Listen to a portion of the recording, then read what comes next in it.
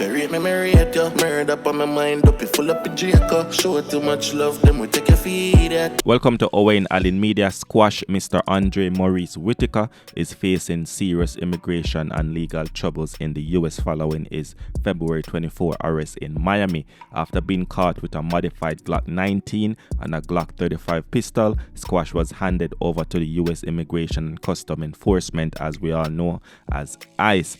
Now, due to his lack of legal status, he had already been in immigration proceedings since May 2023 for overstaying his work visa, and now with additional firearm charges, deportation seems highly unlikely.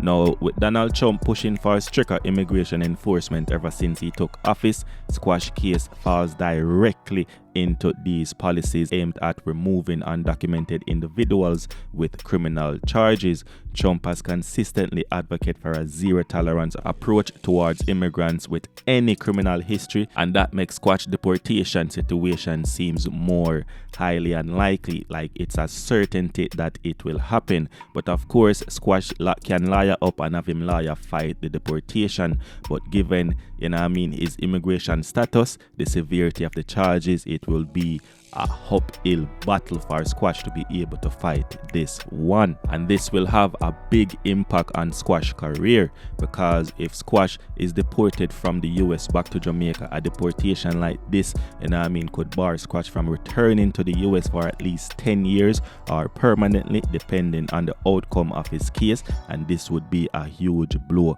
because we know the US is one of the biggest market for dancehall music. The funny thing, Squash returning to Jamaica could bring intensified police surveillance due to his past connections to crime investigation. Even though he denies any gang affiliations, the police will be targeting Squash without a doubt. So that's a whole lot of controversy, and that's not good for the artist's public image, because remember, Squash is, so to speak, involved or linked to many ongoing crime issues in St. James and the whole J-Man situation and all of that. So Squash is facing serious firearm charges in the US after police found a modified Glock 19 capable of automatic fire in the glove compartment. There are several key factors in Squash case, because these are some things that Squash could possibly do, because who owns the car? Squash was not driving. His friend Zidane George Prescott was behind the wheel, but Prescott's license was suspended, as they said. If the car does not belong to Squash, his lawyer could argue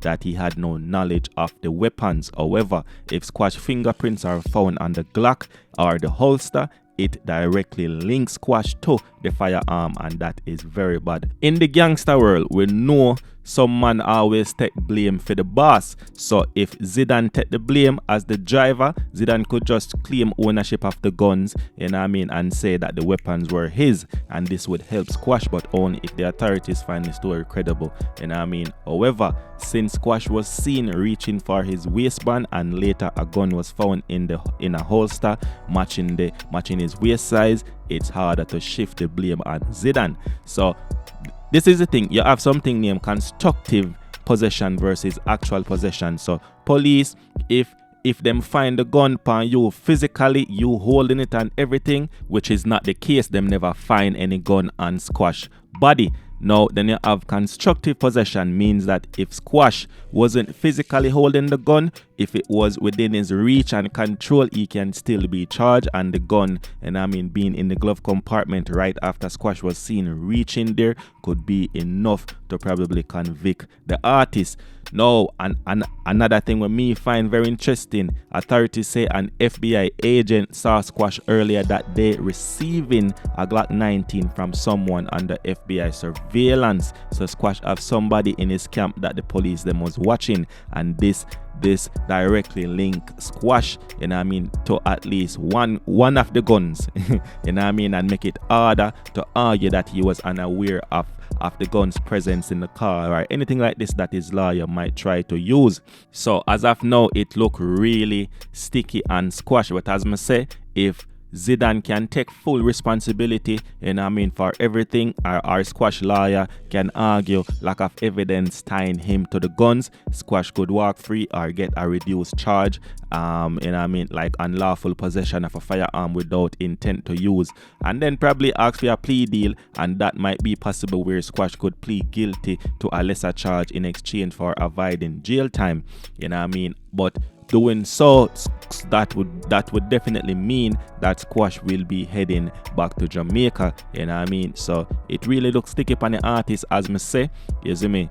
It doesn't matter where him take it, him either go get deported or these gun charges are go stick. So me there talk a lot about Zidane taking the blame for Squash, but the question is, Zidane might not even want to take the blame, because if Zidane were to take ownership of everything, the firearm and everything, these are serious charges, including possession of a modified automatic weapon. So them turn the Glock in a chip Glock, you know what I mean, and that carry heavy penalty in here in the US, and a conviction could result in years, you know what I mean, prison time. So making it highly unlikely that Zidane would actually just willingly just take the charge like that. But of course, you know, we have youths and the dog them can tug it out sometime. Who knows?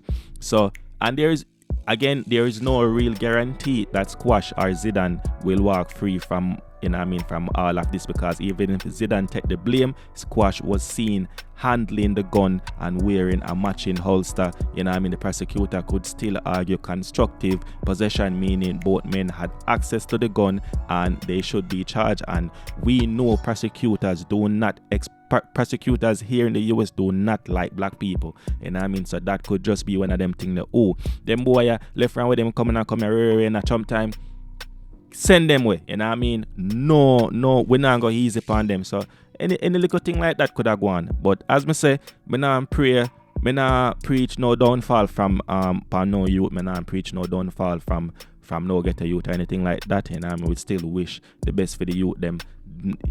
You see me? Yeah. If you need somebody for tear down the youth them or anything like that, go find My View TV or On The Spot News Media and Serpy and them boy there. Not Owen Allen Media. You see me? Latto and POPCAAN linked up in Jamaica as she gave fans a glimpse of her life on the island, calling it her favorite place to be. Check out the video. Let me show y'all how we living in Jamaica, baby. This is the gym. We're going to get to it and then my campaign. Damn right.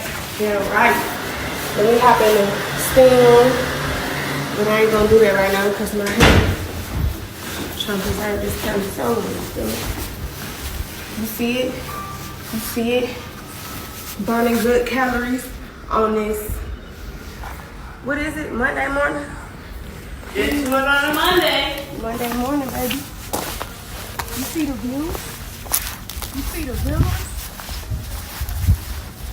And you gotta work out now so you can burn the shots off that we finna take later. And I might tell them come with them coconuts off that tree right there fresh. Drink it fresh out the coconut shell. This is how we living in Jamaica, my favorite place to be! Alright, so that's the video for today. Leave your thoughts in the comment section about the whole thing, you know what I mean, regarding Squash and his deportation and his gun charges. Owen Allen Media, we keep you informed.